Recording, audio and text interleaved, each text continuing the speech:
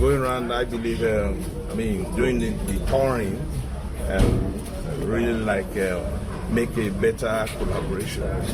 People expect you as a frontline traditional ruler in Yorubaland to ensure peace reigns supreme among Yoruba people. The mission is before you. How prepared are you for this mission? Oh, well, yeah, I'm very, very prepared for it. I'm hoping to, communication. I'm hoping to, I'm hoping to, to embrace, love and, the coming together of, people and, collaboration. Good. Yeah, I'm very, very open to that. Coming to the palace of Lowo of Kuta, how you describe the scenario here, the reception, the atmosphere? To be candid with you, I would say that very accommodating. And I see him to be somebody who I think is a very good philanthropist. He loves his people. You can see that all over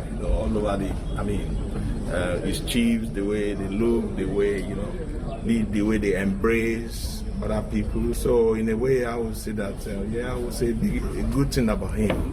He's a very good.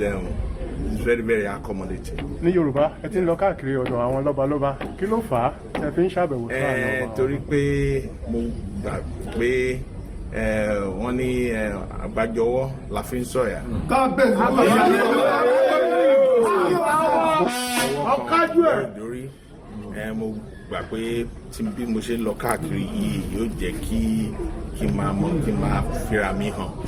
Pé nǹkan tí mo wá fún nílẹ̀ Yorùbá ni pé kí ìrẹ́pọ̀ wà nílẹ̀ Yorùbá àti pé kí gbogbo wa kájọ fìmọ̀ ṣọ̀kan láti lè gbé ilẹ̀ Yorùbá lárugẹ.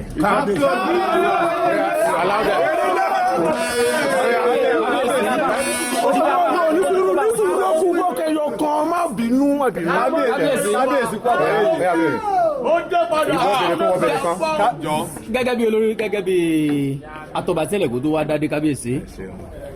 A dúpẹ́ lọ́wọ́ yín fún ìfẹ́, fún ìṣọ̀kan tẹ́ gbé dání.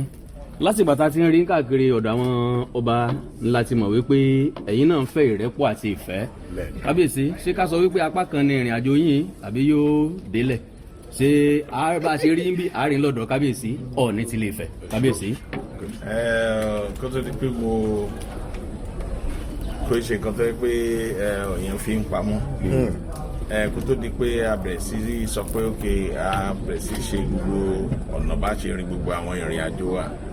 Lára àwọn ọba tí mo fi sọ́kàn pé màá dọ́dọ̀ wọn náà ní Kabiyesi Oonirisa, tó dẹ̀ jẹ́ pé ìjẹta àbí ìjẹrin ni mo ti bá àwọn PA mi àti COS mi sọ̀rọ̀ pé wọ́n wo ìgbà tí a lè lọ bá wọn. Wọ́n dẹ̀ ti pe àwọn tó jẹ́ PA wọn náà, wọ́n bá wọn sọ̀rọ̀ kó tó di pé wọ́n sọ fún wọn pé láìpẹ́ àwọn lọ sí Kazakhstan. So àwọn èèyàn tí wọ́n mọ̀ bó ṣe jẹ́ ni wọ́n kàn ń sọ̀sọ̀kúsọ lórí íńtánẹ́ẹ̀tì. Kábíyèsí àti Kabiyesi Oonirisa níjà ní kankan ní gbólóhùn àṣọ kankan rí bó tilẹ̀ kó mọ.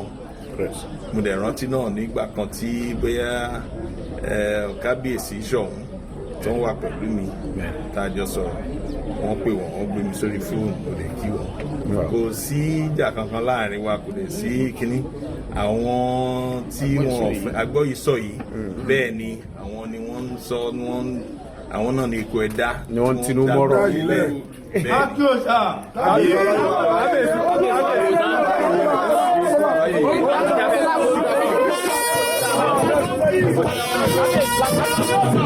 ni.